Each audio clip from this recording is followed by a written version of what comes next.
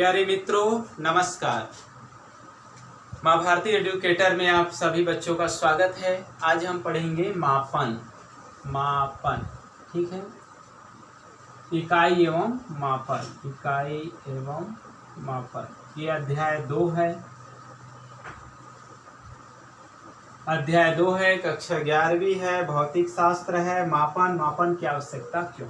ठीक है, देखिए प्रकृति में असंख्य वस्तुएं हैं और सबको मापने के लिए कोई ना कोई इकाई की आवश्यकता होती है, कोई चीज़ों की आवश्यकता होती है। ठीक है, जैसे लकड़ी है, पानी है, तेल है और असंख्य नाना प्रकार के संपूर्ण ब्रह्मांड में चीज़ें हैं, है ना।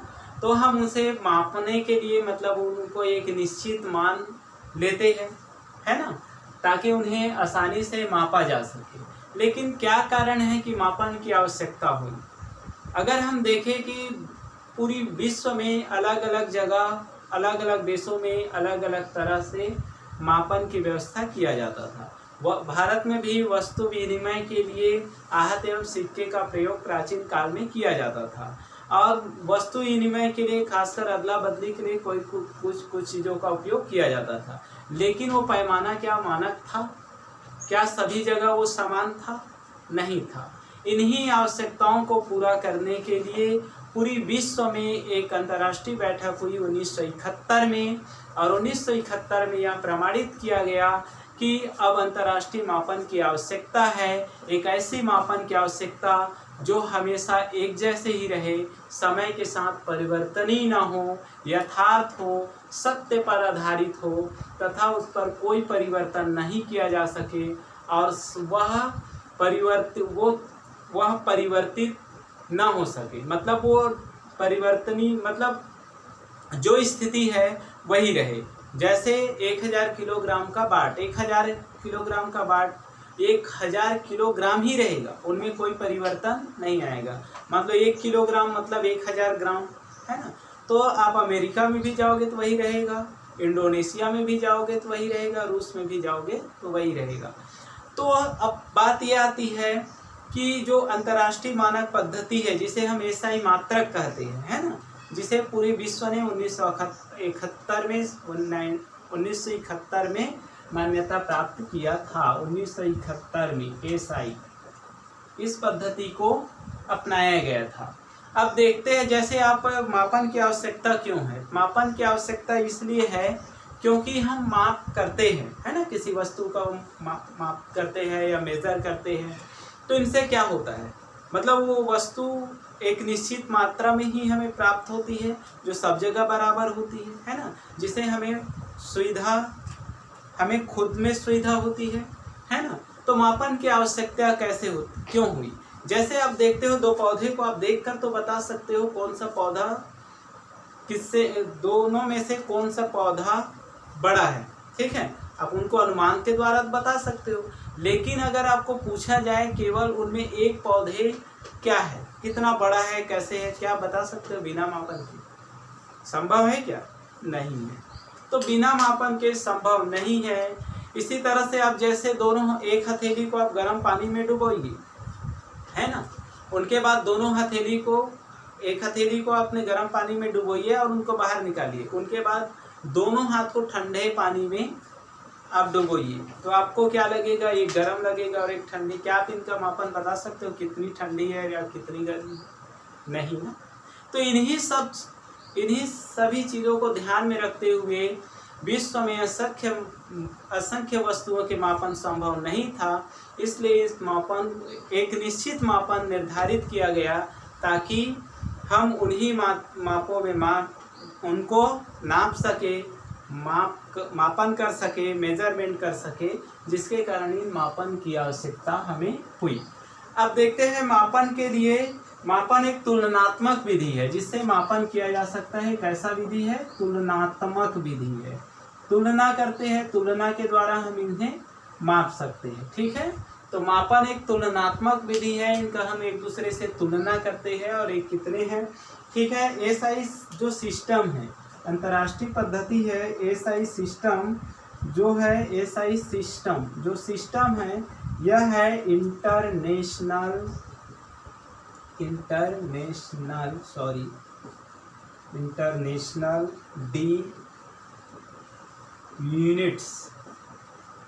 इन्हें एसआई को इंटरनेशनल डी यूनिट्स के नाम से जाना जाता है। यह 1971 में अपनाया गया। यह दशमलव पद्धति पर निर्धारित करता है, मतलब डेसिमल पर निर्धारित करता है, और डेसिमल 10 की घातों पर निर्भर करता है। इसलिए 10 की घात लगातार सहज, सरल और आसानी से रूपांतरित होने में सक्षम है, इसलिए इनका उपयोग किया जाता है। अब देखते हैं कि मात्रकों की पद्धति क्या है।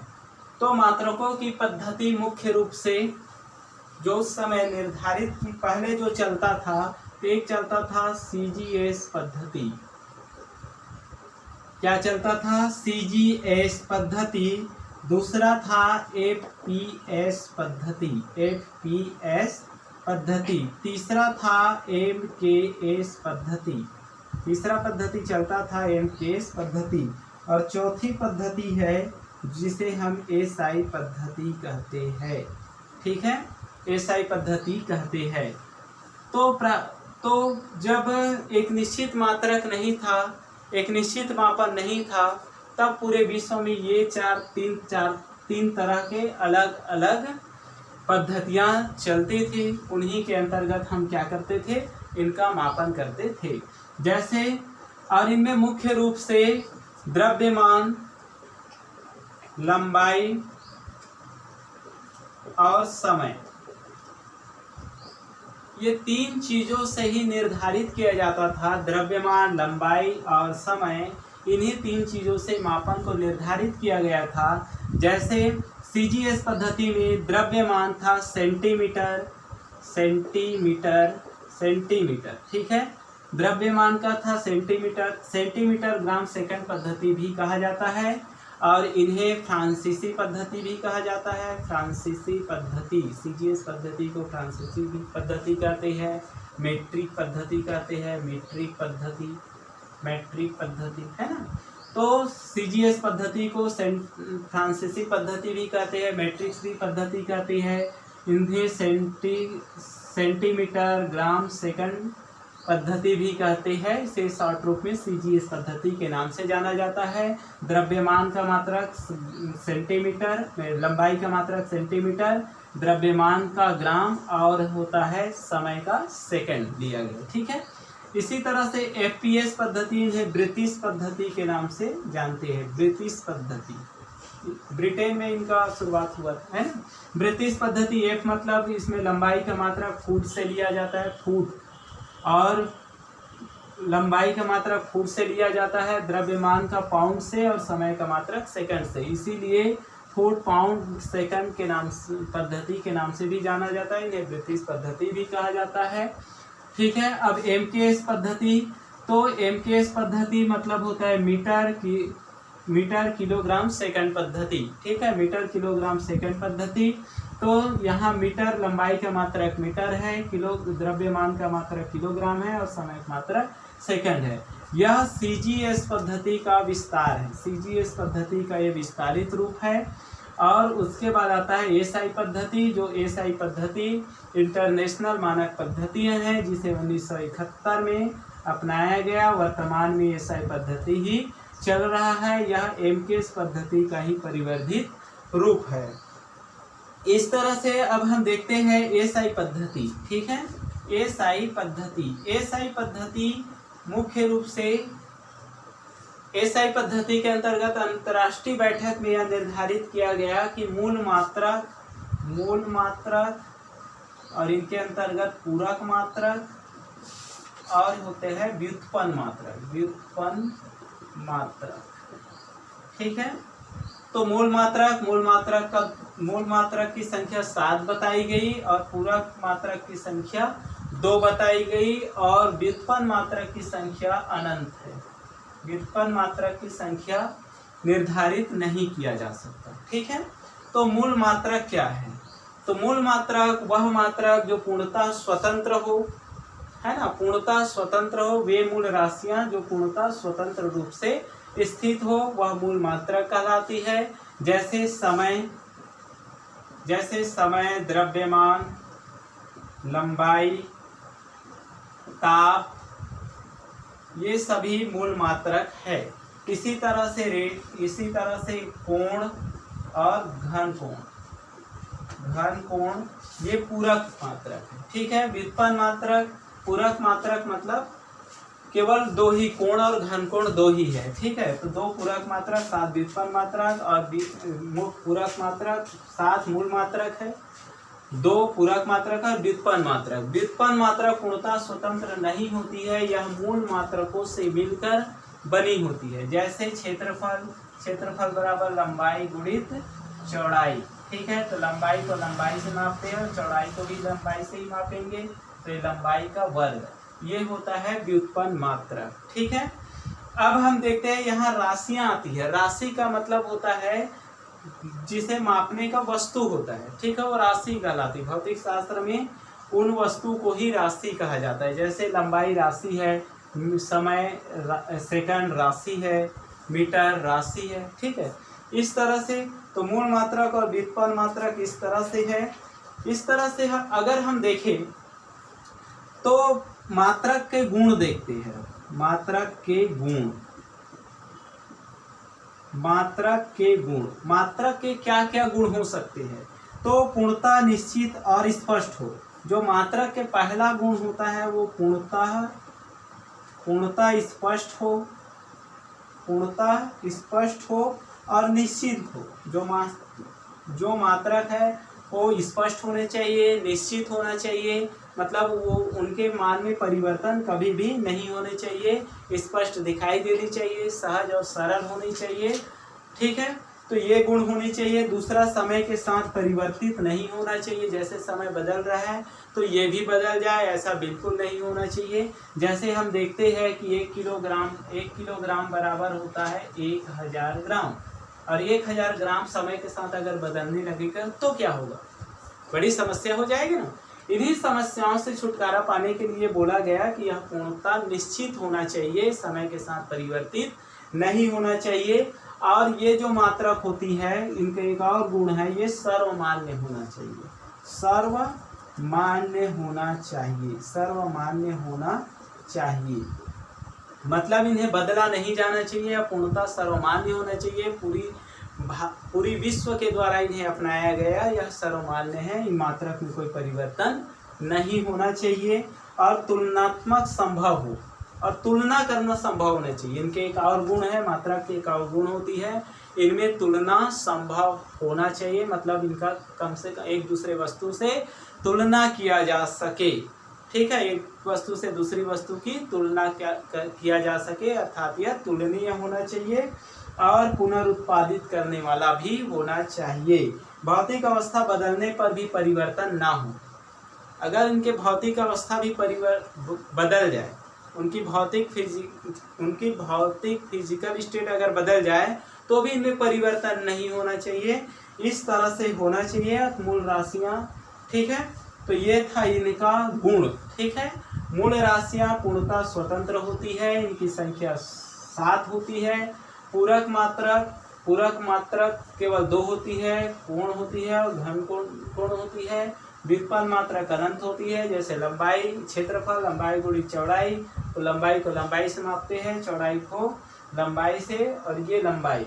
इस तरह से देखते हैं। अब हम इनके आगे पढ़ेंगे, इनके आगे देखते हैं मूल मात्रक और व्युत्पन्न मात्रक को अलग से अब पढ़ते हैं। ठीक है, तो अब मूल मात्रक में देखते हैं। तो मूल मात्रकों में तो पहले मूल मात्रक में क्या क्या होता है? लंबाई और इनका संकेत, राशियां ये होते हैं संकेत। ठीक है, और ये होते हैं चिन्ह। ठीक है, तो मूल राशि क्या होती है? ठीक है, मूल राशि है लंबाई, मान राशियां संकेत। तो राशियां पहले क्या है? लंबाई। क्या होती है? लंबाई। लंबाई को किससे मापते हैं? मीटर से। इनका संकेत क्या है? एम। ठीक है, लंबाई मीटर एम। इसी तरह से द्रव्यमान को किससे मापते हैं? किलोग्राम से, और किलोग्राम का क्या होता है केजी। ठीक है, इसी तरह से देखते हैं समय। समय को किससे मापते हैं? सेकंड से, और सेकंड का क्या होता है? एस। इसी तरह से देखते हैं विद्युत धारा। विद्युत धारा, तो विद्युत धारा को किससे मापते हैं? केल्विन से। विद्युत धारा को एम्पियर से। एम्पियर, एम्पियर का साइन क्या होता है? ए। इसी तरह से हम देखते हैं उष्मा गतिक ताप।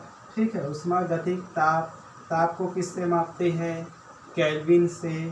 केल्विन का क्या है? के। ठीक है, इसी तरह से पदार्थ की मात्रा।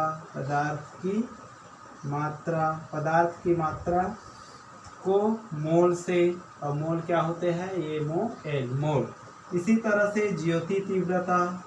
ज्योति तीव्रता इसे किससे मापते हैं? कैंडेला से, और कैंडेला क्या होती है? सीडी। ठीक है, और इसी तरह से जो पूरक राशि है, पूरक राशि दो होती है। एक होती है कोण, और कोण को रेडियन से मापते हैं, आरएडी रेडियन। और इसी तरह से घन कोण, घन कोण को स्टे रेडियन से मापते हैं, स्टे रेडियन से। ठीक है, तो इस तरह से ये इनकी 7 मूल राशियां हैं। 7 मूल राशियां, ये 7 लंबाई, लंबाई, द्रव्यमान, समय, विद्युत धारा, उष्मागतिक ताप, पदार्थ की मात्रा, ज्योति तीव्रता।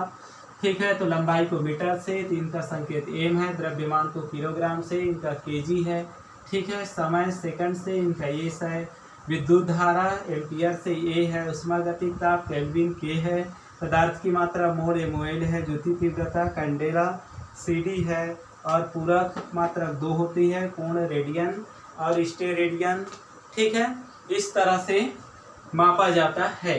तो आज हमने पढ़ा है, क्या क्या पढ़े हैं कि मापन क्या है, मापन की आवश्यकता क्यों है, मूल मात्रकों की संख्या कितनी है, मूल मात्रक किसे कहते हैं, मूल मात्रक वे राशियाँ जो स्वतंत्र हो, जिन्हें व्युत्पन्न नहीं किया जा सके, मूल राशियाँ कहलाती है, मूल मात्रक कहलाती है। जैसे समय, द्रव्यमान, सेकंड, है ना, इस तरह से। इसी तरह से पूरक मात्रक देखे थे, कोण और घन को रेडियन, स्टे रेडियन से मापा जाता है। इसी तरह से हम 4 पद्धतियाँ देखे थे। तो 4 पद्धतियाँ में हम देखे थे CGS पद्धति, FPS पद्धति, MKS पद्धति और SI पद्धति। और SI पद्धति जो MKS पद्धति वर्तमान में SI पद्धति प्रचलित है, 1971 में उनका स्थापना हुआ था, और पूरे विश्व में वही पद्धति ही चलते है ना। अब मात्रकों के गुण देखे हैं, वह परिवर्तनीय नहीं होना चाहिए, समय स्थान के आधार पर नहीं बदलना चाहिए, भौतिक अवस्था परिवर्तन हो तो नहीं बदलना चाहिए, वह सर्वमान्य स्वीकृत होना चाहिए, उसमें स्थायित्व होना चाहिए। ठीक है, इस तरह से उनको बहुत सारे उनके गुण भी देखे हैं हमने। और अंत में हम मूल राशियाँ, मूल राशि की ये 7 मूल राशि जो मूल मात्रक है उनके 7 राशियाँ देखे हैं। उसी तरह से ये मात्रक है ना, मात्रक और ये संकेत, राशि, मात्रक और ये संकेत। ठीक है, और उनके बाद हमने देखा पूरा कोण, और इनके बाद हमने देखा व्युत्पन्न कोण। व्युत्पन्न कोण मतलब जो मूल राशियों से मिलकर बना होता है, व्युत्पन्न कोण कहलाता है। मूल राशियों से मिलकर वो कुछ भी बन सकता है। जैसे आप क्षेत्रफल ज्ञात करो, क्षेत्रफल बराबर होता है लंबाई गुणित चौड़ाई। लंबाई को लंबाई से मापते हैं, चौड़ाई को भी लंबाई से मापते हैं। ये हो जाएगा लंबाई का वर्ग, ये हो जाएगा लंबाई का वर्ग। इसी तरह से अगर हम चाल देखें, चाल इक्वल टू होता है दूरी बटे समय। चाल इक्वल टू दूरी बटे समय। दूरी को किससे मापते हैं? लंबाई से, और समय को समय से। तो ये हो जाएंगे लंबाई गुणित समय का, और ये दी पावर 1। ठीक है, ऊपर घात -1 हो जाएगा। और ये सब इसी तरह से हम असंख्य बना सकते हैं। इन्हें हम कहते हैं व्युत्पन्न मात्रक। मतलब मूल मात्रकों की सहायता से अन्य मात्रक बनाया जा सके, जिन्हें हम कहते हैं व्युत्पन्न मात्रक। तो प्यारे मित्रों, आप लोगों को समझ आ गए होंगे निश्चित रूप से मूल मात्रक, है ना। तो इकाई एवं मापन जो पाठ है वो आपको निश्चित रूप से समझ आ गए होंगे। माँ भारती एडुकेटर आप लोगों का अभिनंदन करता है। आप लोग हमारे चैनल को लाइक कीजिए, सब्सक्राइब कीजिए, शेयर कीजिए, तथा हमें कमेंट करके बताइए कि यह वीडियो कैसी लगी। और अगर कोई कोई समस्या होती है और हम इन्हें कैसे बेहतर बना सकते हैं। अगर आपके पास कोई सुझाव हो तो कमेंट करके हमें बताइए। धन्यवाद, नमस्कार।